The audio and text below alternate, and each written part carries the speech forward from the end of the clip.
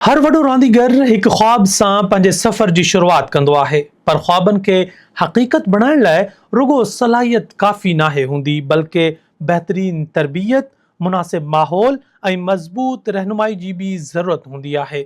सखर जे दिल में क़ाइम SSB प्लेयर्स हॉस्टल सखर अहिड़ो ई हिकु इदारो आहे जिते नौजवान रांदीगरनि जा ख्वाब नई मंज़िल ॾांहुं वधनि था। हिते हर सुबुह हिकु नई उम्मीद सां शुरू थींदी आहे। नज़्म, मेहनत ऐं लगन सां रांदीगर पंहिंजे जिस्मानी ऐं ज़हनी सलाहियतुनि खे वधीक मज़बूत बणाइनि था। हर ॾींहुं खेनि इहो सेखारियो वेंदो आहे त कामयाबी इत्तिफ़ाक़ सां न पर मुसलसल महिनत सां हासिल थींदी आहे। ही जेका हॉस्टल आहे 2019 में जेको क़याम थियो, 2019 में एस्टेबल थी ऐं सैयद ख़ुर्शीद अहमद शाह जेको आहे इफ्तिताह कयो। ऐं उन खां पोइ हिते असां वटि जेको आहे स्वीट्स रूम आहिनि, VIP रूम्स आहिनि। VIP रूम्स खां गॾु असां वटि जेको आहे रिलैक्स रूम आहिनि जंहिंमें प्लेयर्स स्टे कंदा आहिनि। उन खां अलावा ड्राइंग हॉल आहे, जिम मौजूदु आहे। उन खां अलावा असां वटि हिते जेको आहे डाइनिंग हॉल आहे। ऐं हीअ जेका असांजी हॉस्टल आहे फुली एयर कंडीशन आहे। हिन में जेके रूम्स आहिनि असां वटि तक़रीबन एयर कंडीशन रूम्स आहिनि। उन सां गॾु हिन जेको 2026 में क़याम थियो, हिन खे जेको आहे नालो चेंज करे हिन जो जेको आहे सखर स्पोर्ट्स क्लब नालो ॾिनो वियो। हिन में असां वटि जेको सखर स्पोर्ट्स क्लब थियो, उन में असां वटि हिन में जेको आहे पंहिंजो स्क्वॉश कोर्ट आहे, फुटसॉल अरीना आहे, वॉकिंग ट्रैक आहे ऐं क्रिकेट अरीना आहे। उन खां अलावा असांजो जो बैडमिंटन हॉल आहे उहो जेको आहे सॼो जेको आहे पंहिंजो वुडन फ्लोर आहे। पूरे सिंध में किथे बि वुडन फ्लोर न आहे, असां वटि वुडन फ्लोर मौजूदु आहे। ठीकु आहे। उन खां अलावा असां वटि हाणे सेकेंड जेको आहे पंहिंजो फुटसॉल ग्राउंड ठहे थो पियो। असां हींअर जेको आहे लॉन्च कई आहे पंहिंजो अकेडमीज़, जेके क्रिकेट जी अकेडमी आहे, फुटबॉल जी अकेडमी आहे। उन खां अलावा जेको आहे हिते फुटसॉल जा ॿार ईंदा आहिनि, क्रिकेट जा ईंदा आहिनि, एथलेटिक्स जा ॿार ईंदा आहिनि, जिमनास्टिक जा ॿार ईंदा आहिनि। उन खां अलावा जेको आहे स्क्वॉश जा ॿार ईंदा आहिनि। एक्चुअल में Sindh sports and youth affair department जो सखर जे लाइ हिकिड़ो ज़बरदस्त तोहफ़ो आहे। हिन स्पोर्ट्स हॉस्टल में, हिन यूथ स्पोर्ट्स क्लब में, सखर स्पोर्ट्स क्लब में साम्हूं असांजे फुटसाल ग्राउंड जिते बीठा आहियूं वटि वॉकिंग ट्रैक ज़बरदस्त क़िस्म जो वॉकिंग ट्रैक आहे ऐं एथलेटिक ट्रैक। हिन खे ॿार जेके एथलेटिक प्रैक्टिस कनि था। असांजे बैक साइड ते स्क्वाश कोर्ट आहे। परे पासे असांजो बैडमिंटन इंटरनेशनल बैडमिंटन कोर्ट ठहे थो। वरी हिकिड़ो ॿियो फुटसाल ग्राउंड ठहे थो ऐं ॿी स्विमिंग पूल जो प्रोग्राम आहे हिते। तमामु वॾी फैसिलिटी आहे। मां सम्झां थो इंटीरियर सिंध में कंहिं वटि बि न आहे। सिंध स्पोर्ट्स बोर्ड की तरफ़ां ज़बरदस्त कॉम्प्लेक्स असांजो ठहियो आहे जंहिंमें तक़रीबन सॼा इवेंट्स असांजे हिते मौजूदु आहिनि।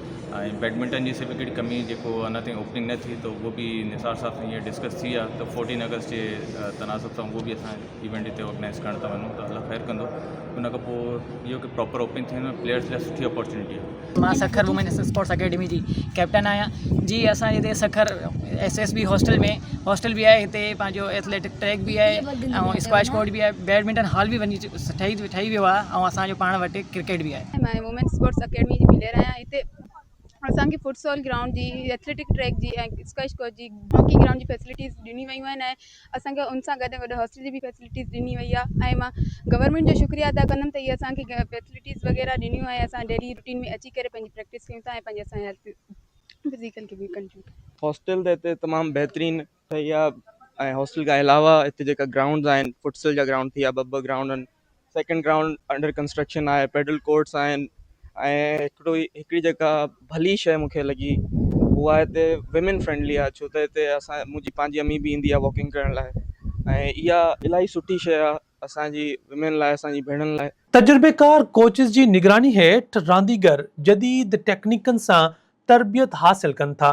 हिते रुगो रांदि न सेखारी वेंदी आहे, पर नज़्मो ज़ब्त, टीम वर्क, एतमाद ऐं अॻुवाणी जूं ख़ूबियूं पिणु पैदा कयूं वेंदियूं आहिनि। SSB प्लेयर्स हॉस्टल सिर्फ़ु रिहाइश जो हंधु नाहे, पर इहो हिकु मुकमल सिख्या जो माहौल आहे जिते रांदीगरनि खे महफ़ूज़ रिहाइश, मुतवाज़िन ख़ुराक ऐं तालीम सां गॾु पंहिंजी सलाहियतुनि खे निखारण जा बहितरीन मौक़ा फ़राहम कया वञनि था। हिन इदारे मां तयारु थियल केतिरा ई रांदीगर ज़िलई, सूबाई ऐं क़ौमी सतह ते पंहिंजी सलाहियतुनि खे मंझराए चुका आहिनि। उन्हनि जूं कामयाबियूं साबित कनि थियूं त सही तरबियत नौजवाननि जी ज़िंदगी जो रुख बदिलाए सघे थी। हर मेडल जे पोयां बेशुमार कलाकनि जी मेहनत, हर कामयाबी जे पोयां मज़बूत अज़्म ऐं हर ख्वाब जे पोयां हिकु अहिड़ो इदारो बीठल हूंदो आहे जेको नौजवाननि ते यकीन रखे थो। SSB प्लेयर्स हॉस्टल सखर सिर्फ़ रांदीगर तयारु नथो करे, पर ज़िम्मेवार, बाएतमाद